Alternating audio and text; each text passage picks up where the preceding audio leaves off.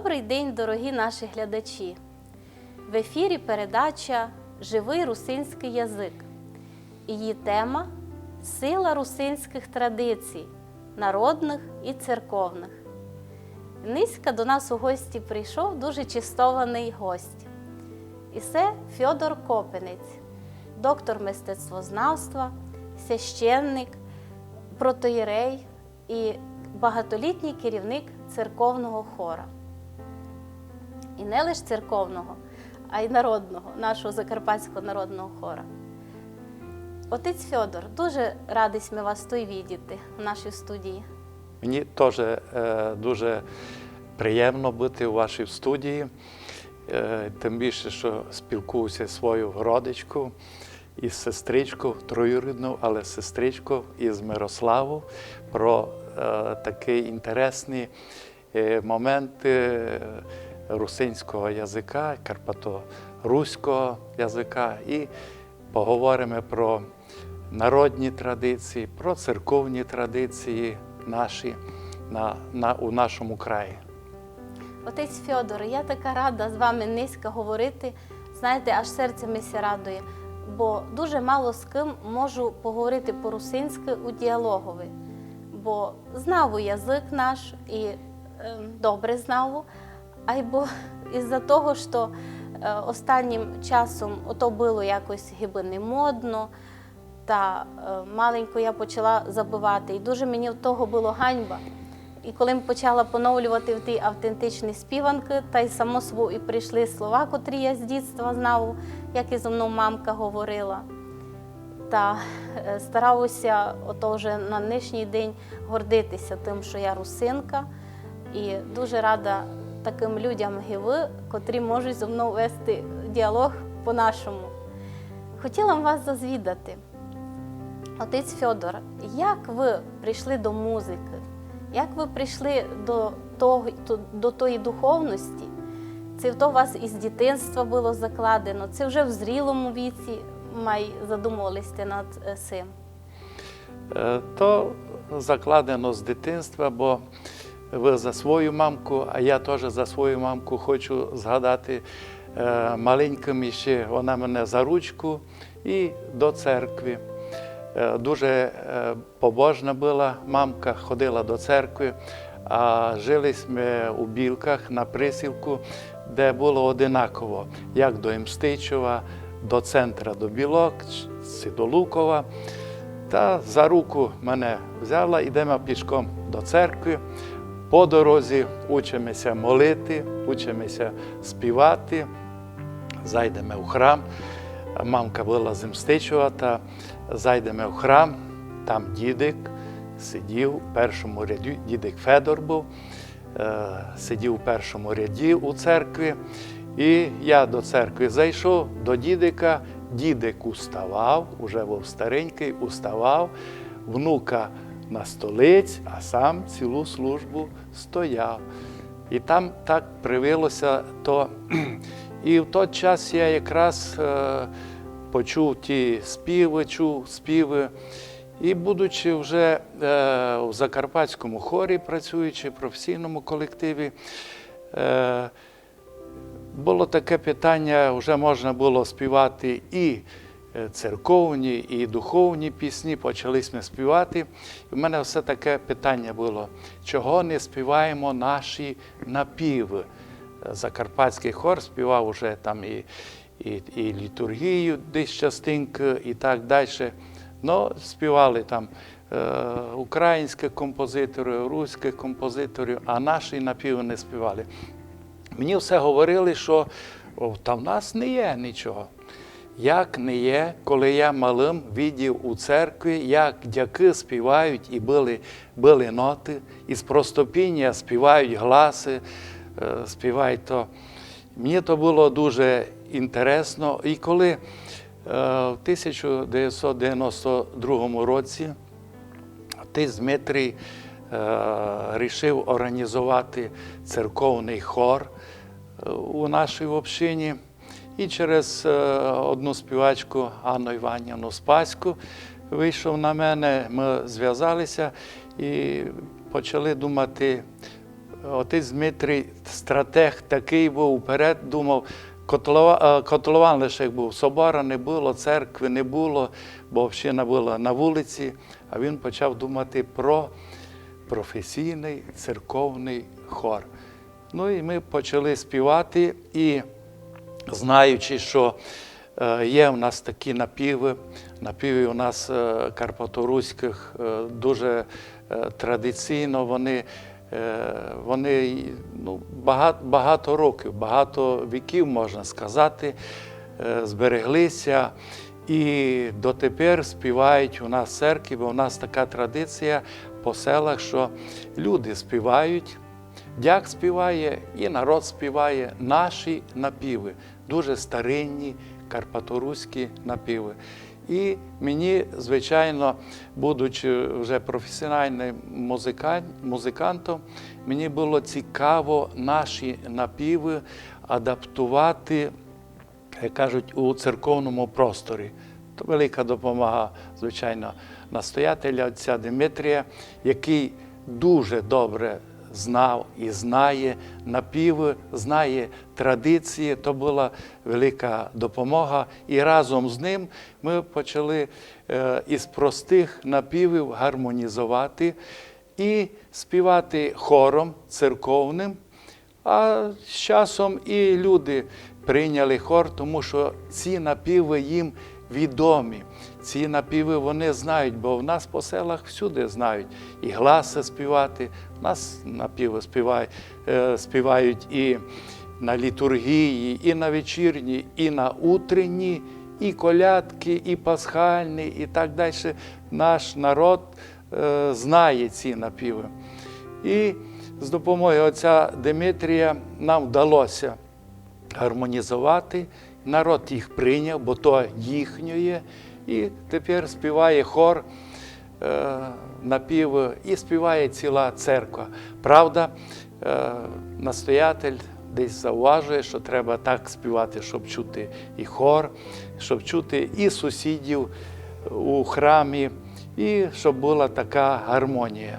У нас така традиція заведена вже давно, і людям це подобається, і нам то приємно, як священникам, так і Божому народу, хто приходить у наш храм. Скажіть, будьте добрі, а церковні напіви, ото і є гласи, айно? По гласах є. Є Ага. 8 гласів, і співається, наприклад, і на вечірні, і на утренні, і тропарь, кондак, прокімен, і так далі. Їх дуже багато. Ну, їх багато, можна так назвати, що десь може і 200, і більше їх є. Значить, ви навіть співаєте многоголоссям. Ну, знаєте, є така традиція, раніше співалося то все одноголосно. І є знавці музики, що говорять, що так би й треба співати, що то, можливо, так автентично би було одноголосся. Але ми розуміємо, що народ наш дуже музикальний, знаючи ті наспіви, і вже терцію підбирає. А якщо ще трошки музичний слух, та десь і квінту, і воно вже само по собі виходить уже як хоровий спів, гармонізація вже у цьому. І воно не треба перешкоджати цьому, розумієте? А наоборот, зберегти автентичність цих напівів, але примножуючи, украшаючи ці напіви. Отець Фьодор, я чула, як співать ваш церковний хор, де ви є регентом. Ну, мені це дуже любить. Ви знаєте, коли слухаєш, та видиться, аж душа ся піднімає якось вище і така радость. Воно дуже позитивне, дуже світлі такі співанки. Як вам то вдало привити людям, що вони з таким піднесенням ото виконують, з такою любов'ю? Ото треба було якось їх до того готувати. Це як ото було? Воно і готувати треба, але візьмемо із основи. Церковний спів, він є елементом богослужіння, але це є, можна сказати так, святе письмо у слові, святе письмо у музиці. І розумієте, тут Божа допомога однозначно. Але ці напіви старі, ці напіви мають таку традицію, можливо, ще навіть із Греції, там із Болгарії, як приходило християнство, що ці у собі мають такі навіть традиції. Але наш народ музикальний і вже адаптовані ці традиції, і вже виробився цей наш карпаторуський напів, який не лише у нашому краї, але і в частині, великій частині, можна казати так, Подкарпатської Русі, Закарпаття десь у тому 10-та частина.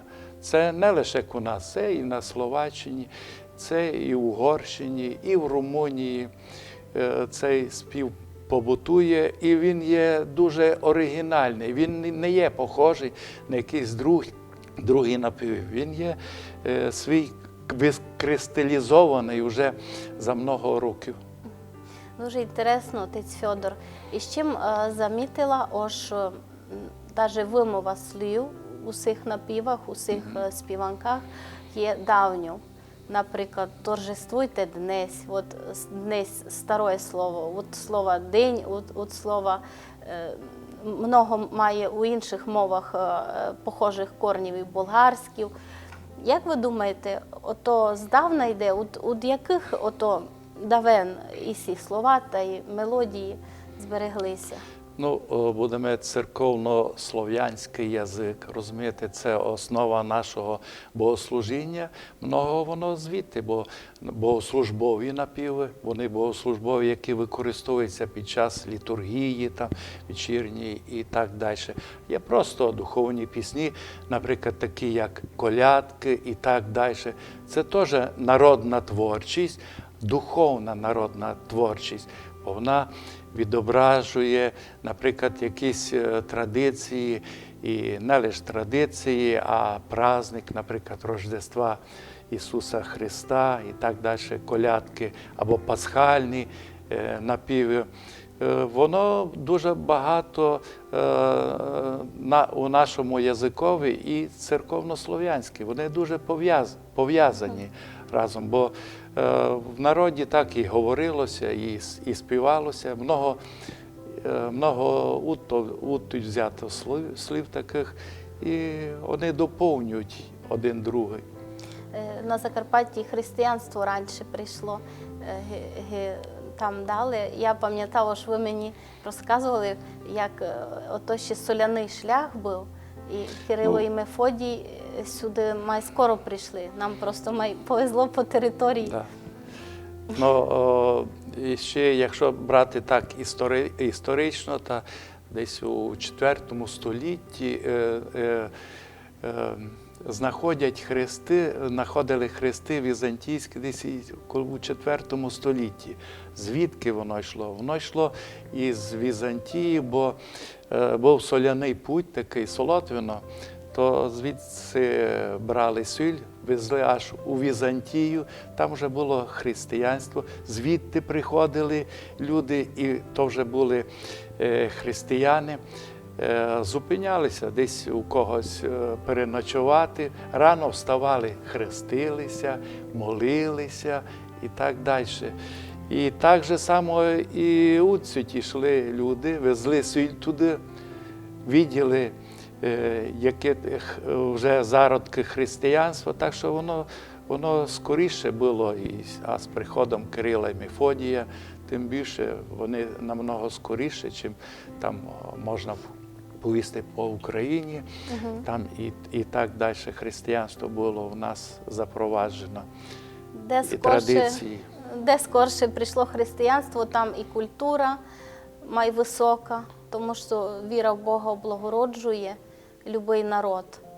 Зато наш народ такий світлий. Так, бо інколи сам дивишся, що церковний хор співає у храмі. Буває, що люди і захворіли, і мало прийшло, але Божа допомога відчувається нараз. стали і почали співати. І співаються, як кажуть, і стіни, і у храмі, то особливо. Не можна порівняти, наприклад, спів там десь у якомусь другому залі і спів у храмі. Божа допомога відчутна. Я дуже щаслива, що прийшла робити в Закарпатський народний хор. І вижу, що наш керівник дуже підтримує і духовне песнопєння. І вижу, як ви приносите много обробок, і ваших обробок, тих стародавніх духовних творів. Розкажіть, будьте добрі, отець Фьодор, які маєте на нинішній день досягнення? Бо я знала, що ви дуже скромна людина, але я низько хочу поговорити про ваші досягнення, бо дуже вас поважав і дуже захоплював вами як людину. Ну, у Закарпатський хор я прийшов із 79-го року, після закінчення музичного училища. Прийшов я, у мене були такі плани, мені мої вчителі, викладачі порадили, що треба йти подивитися, як роблять хорову справу великі люди. В той час Микола Якович Попенко керівником був. Попрацювати рік-два, а потім вже самостійно займатися диригентською чи творчою діяльністю. І так уже 40 років у Закарпатському хорі. Через півроку у хорі я вже виконував обов'язки і хормейстера, доручали мені і репетиції з хором, і так далі. І перші, як кажуть, обробки і так далі. То ж саме Микола Якович Попенко просто просив, заставляв, каже, треба робити самому деякі обробки. Як? Я фактично композиторської школи не маю. Він каже, будемо вчити разом, і я вважаю його своїм вчителем, бо на практиці показував, зробив я якусь там маленьку частину обробки. Він показує, тут добре, тут треба так зробити, порада, і так далі. І обробки, що я роблю і робив для Закарпатського хору, я все показував йому.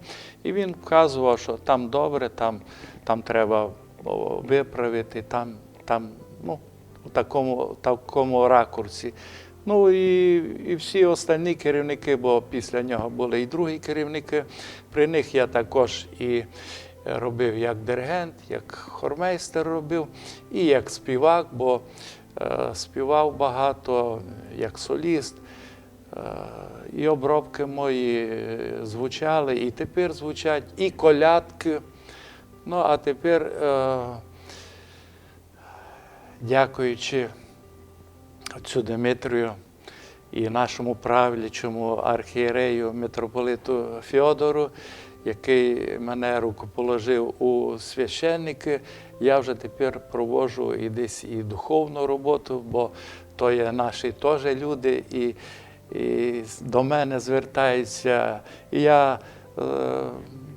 робота починається з молебня, і з «Отче наш», і співаємо духовні пісні, співаємо колядки, і мої колядки, і другі колядки, і пасхальні пісні, співаємо, і духовні твори співаємо. Так що з Божою милостю.